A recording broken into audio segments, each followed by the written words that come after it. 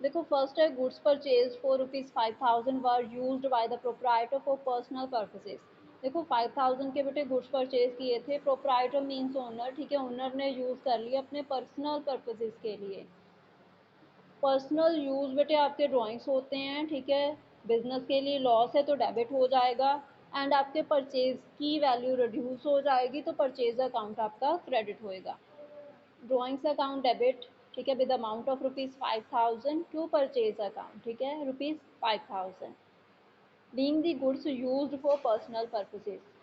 Then second है बेटे 200 due from Hari are bad debts, ठीक है, 200 हमने हरी से रिसीव करने थे, अभी वो बैड डेट्स हो गए, तो बेटे जो लॉस है हमारे लिए बैड डेट्स अकाउंट डेबिट हो जाएगा, ठीक है। हरी हमारा डेटर था तो उसका अकाउंट हम क्रेडिट कर देंगे विद अमाउंट ऑफ ₹200, जहाँ पे भी 200, ठीक है। Being the bad debts written off goods uninsured of ₹3,000 purchase cost were destroyed by fire, ठीक है। देखो आपके 3,000 के गुड्स थे, वो अनइंश्योर्ड थे, आपने उनका इंश्योरेंस नहीं करवाया था, आग में जल गए बेटे, ठीक है, फायर में डिस्ट्रॉय हो गए, तो हमारा लॉस है 3,000 का, ठीक है, इसको हम डेबिट कर देंगे और परचेज आपकी रिड्यूस हो जाएगी विद अमाउंट ऑफ ₹3,000, तो उसको हम क्रेडिट कर देंगे। Loss of stock by fire account debit, ठीक है, ₹3,000 टू परचेज अकाउंट, ठीक है, ₹3,000 being the goods destroyed by fire. Then next है goods costing ₹1,000 damaged by fire, ठीक है, 1,000 के गुड्स डैमेज हो गए फायर में, and insurance company accepted claim, insurance company ने क्लेम एक्सेप्ट किया बेटे जस्ट 800 का, एंड चेक रिसीव्ड, हमें चेक मिल गया इंश्योरेंस कंपनी से, तो 200 का बचे हमें, जहाँ पे लॉस हो गया, ठीक है। 1,000 के गुड्स थे, इंश्योरेंस कंपनी के पास हमने क्लेम किया, उन्होंने जस्ट 800 का क्लेम ही एक्सेप्ट किया, तो ₹200 का हमें लॉस हो गया। तो देखो बैंक अकाउंट क्योंकि हमें चेक रिसीव हुआ था 800 डेबिट कर देंगे, ठीक है। Loss of stock by fire account 200 का लॉस हो गया था, उसको हम डेबिट करेंगे टू इंश्योरेंस कंपनी, ठीक है, इंश्योरेंस कंपनी हमने हमें क्लेम देना था तो उनको हम क्रेडिट करेंगे with amount of ₹1,000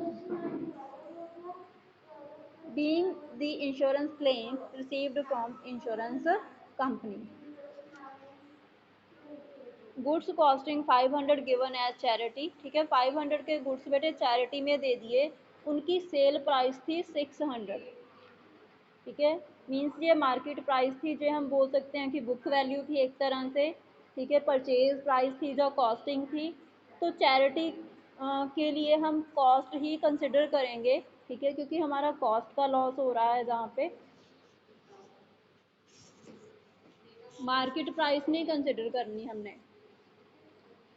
charity account बेटे आपका डेबिट हो जाएगा 500 से, ठीक है,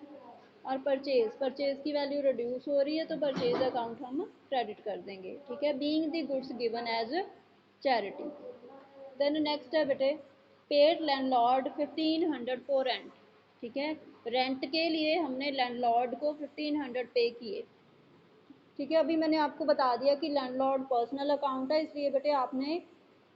लैंडलॉर्ड को कंसिडर नहीं करना, ठीक है। रेंट हमारा नॉमिनल अकाउंट है तो रेंट को कंसिडर करेंगे, रेंट अकाउंट डेबिट हो जाएगा, कैश में हम पेमेंट करेंगे तो कैश अकाउंट क्रेडिट होगा with amount of 1,500। Then last transaction है इस एग्जाम्पल की, सोल्ड हाउस होल्ड फर्नीचर, ठीक है, जो आपका घर का फर्नीचर था वो आपने सेल कर दिया 5,000 में।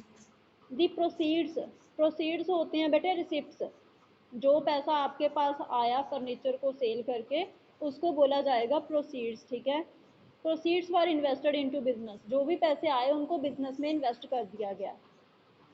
तो अभी क्या है एक तरह से इन्वेस्टमेंट हो रही है बिजनेस में, तो फर्नीचर की सेल को हमने शो नहीं करना, ठीक है, जो पैसा बिजनेस में लगा सिर्फ वही हम शो करेंगे, sorry, cash account debit to furniture, ठीक है, जब फर्नीचर सेल होगा तो ये वाली एंट्री आएगी, बट जो भी पैसा आया उसको हमने बिजनेस में इन्वेस्ट कर दिया, ठीक है, तो हम जस्ट इन्वेस्टमेंट की एंट्री करेंगे, cash account debit to capital account. हमने